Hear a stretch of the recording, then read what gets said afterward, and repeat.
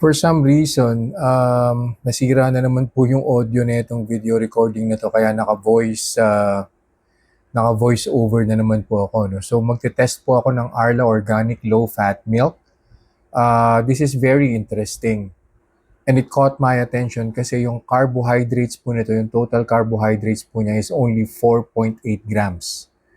Yan pong 4.8 grams na yan per 200 ml na serving.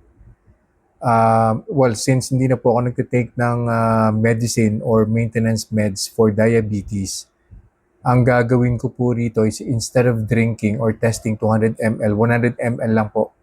In case na mapasubo po ako rito, hindi naman po masyadong itataas niya yung blood sugar ko. I-measure ko na lang po yung blood sugar increase via the OTI-CGM. Tapos babalik po ako after 2 hours. And we'll see.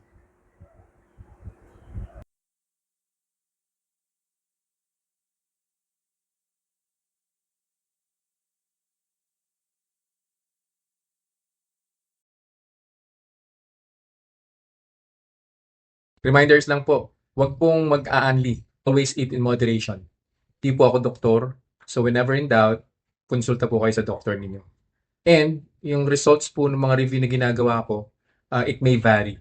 So huwag niyo pong i-expect na yung resulta sa akin is magiging kapareho po ng resulta sa inyo. So yun lang po. Have a nice day.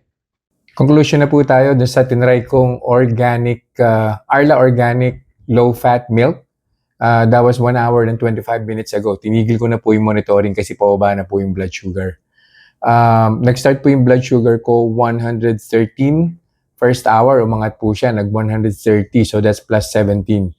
And then after 25 minutes, bumaba na po siya. Yung 130 naging 122 na po siya. So most likely in the next 10 or 15 minutes, marireach na po niyan yung baseline na 113. And most likely after 15 more minutes, magla-less than 100 na po yung blood sugar ko. I consider the plus 17 significant, no? Kasi 100 ml lang po yung tinry ko. So siguro kung 200 ml po yung tinry ko, mas mataas pa po ron, definitely. Baka umabot po ng mga 150, 155 yung first hour.